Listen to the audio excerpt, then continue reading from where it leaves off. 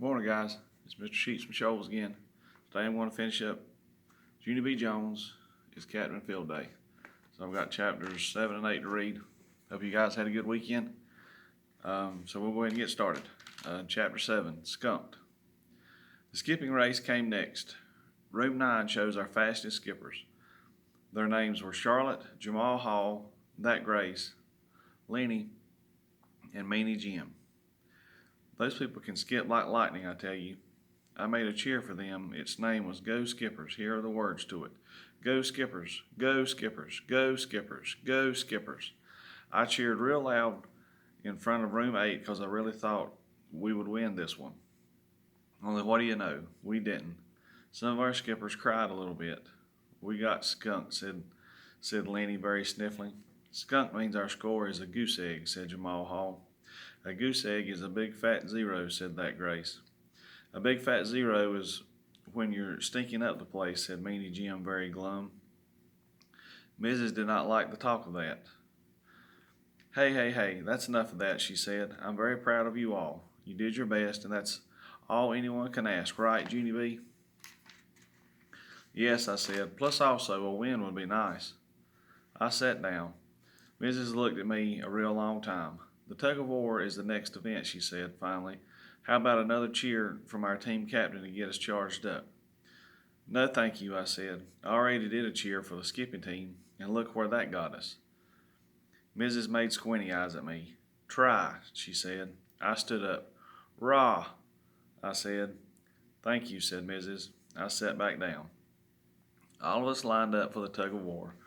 Room 8 held on to one side of a rope, and Room 9 held on to the other side. Mrs. tied a bow right in the middle of it. Then she drew a line on the ground in front of each team. Okay, people, she said, whichever team pulls the bow over their own line is the winner. Is everyone ready? Yes, shouted Room 8. Room 9 just looked at her. William was behind me. I'm not that good at the tug of war, Junie B, he whispered. I never even did the tug of war before. Join the club, bud, I grumped. After that, the room 8 teacher blew her whistle, and both our teams started to pull. Room 9 pulled and pulled with all our strength. People, we're doing it, I shouted, very shocked. We pulled some more, then all of a sudden we heard a loud holler. It was Strong Frankie. He yanked the rope as hard as he could.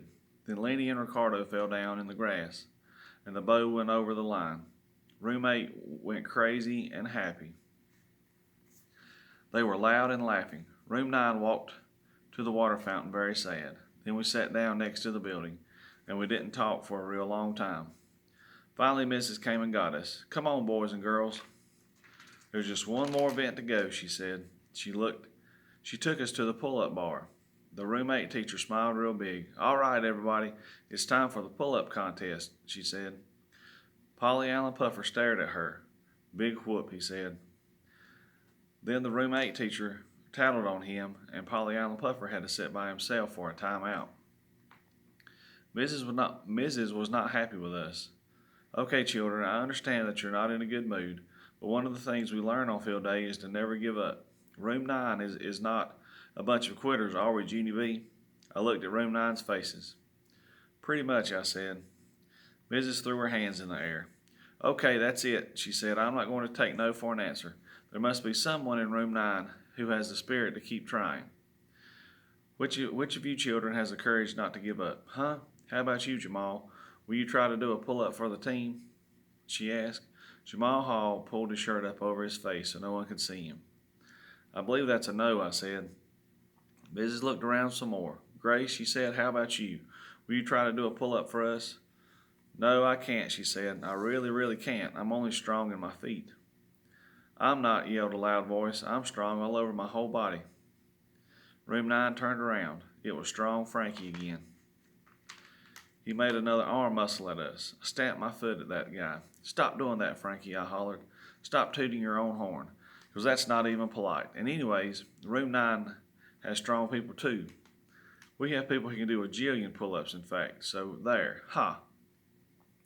Strong Frankie crossed his muscle arms. Like who, he asked. I put my hands on my hips. Like lots of people, that's who. Like, well, like. Just then a boy from room 9 raised his hand a teeny bit. "Like me," he said. Then he walked right up to the pull-up bar and stood there all by himself.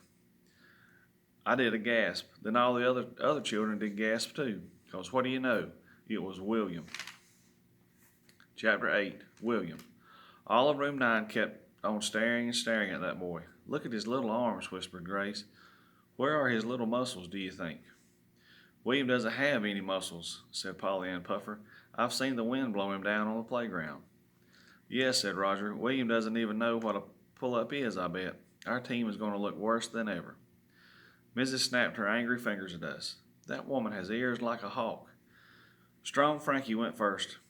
The roommate teacher lifted him up to the high bar. Then, quick as a wink, he did a loud grunt, and he pulled his chin right up to the bar. "One," hollered room 8. Strong Frankie did another grunt. Then he pulled himself up again. "Two," shouted room 8. After that, he kept right on going. Strong Frankie kept grunting and pulling, and room 8 kept on counting. 3, 4, 5, 6, 7. Finally, Strong Frankie dropped down to the ground. "7, 7, Strong Frankie did 7, shouted New Thelma.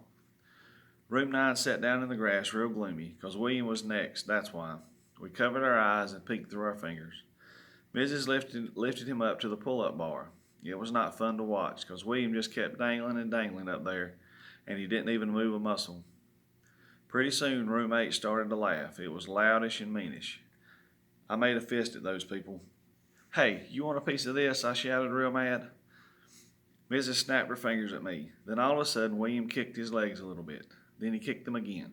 And wowie wow, his chin went right up to the bar. And that's not even the best part, because as soon as it came down, he went right back up again. I sprang up from the grass. "2, William. You did 2 pull-ups and you didn't even grunt," I hollered, very thrilled. William went up again. My mouth fell all the way open. "3, William. You did 3. After that, all of room 9 sprang up from the grass too. "4, William. 4, we shouted. 5, William, we shouted. 6, we shouted. 7, 8, 9, 10, we shouted. William dangled for a little while longer. Then he kicked his legs one more time. And what do you know? 11. It was the happiest day of our whole entire kindergarten. When William dropped down, all of room 9 piled on top of him. "William, William, you did it, you did it," we hollered real joyful. Pretty soon we heard a muffly voice. It said, "Get off me," I think. Then all of us got up and we stood William on his feet. Room 9 danced around that guy. Also, we tried to lift him up on our shoulders, because he was our hero, that's why. Only our shoulders kept on collapsing. Plus, William's shoes kicked us in the face. Then all of a sudden, a bright idea popped in my head. "People, wait, I've got it, I've got it. I know how to show William he is our hero," I said. After that, I whispered my idea to Mrs., and guess what? She took the red cape off of my shoulders and pinned it onto William's shoulders instead, just like I told her. "William saved the day," I said. "William is our superhero. His name should be Super William, I think." William smiled real big. Then he zoomed around on the playground and the cape flied behind him. Mrs. smiled. "See, boys and girls, see what can happen if you don't give up on yourselves?" Just then, William zoomed back to where we were. "But I still don't get it, William," I said. "How did you even do that? How did you do 11 pull-ups? Because those things are very hard." William smiled kind of shy. "I practiced, that's how," he said. "I got a pull-up bar for Christmas, and I practiced every day." Just then, William's daddy came hurrying over, and he put Super William on his shoulders. Then all of us marched to room 9 like it was a happy parade. And there was another happy thing. Our families came and ate cookies with us, and they were proud of how we did. My family hugged me very much. Then my Grandpa Miller hugged Super William too. And Grandpa Miller flew him all around in the air, because William loved that cape, I tell you. And so guess what else? I didn't even ask for it back, not for the whole rest of the day. "This is being nice of me," I said to myself. "I am being a good team captain."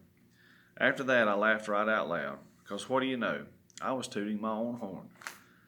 So that's Junie B. Jones. It's Captain Field Day. Hope you guys enjoyed that. I'll be back tomorrow, and I'll read something else. Hope you guys have a great day. Love y'all. Miss you.